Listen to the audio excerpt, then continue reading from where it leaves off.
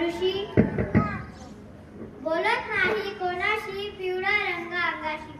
मी कोण?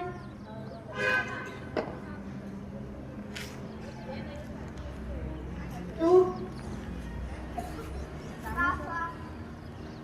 उत्तर चाफा. रंग माझा पांढरा आणि वासही चांगला. मी कोण? वेदिका.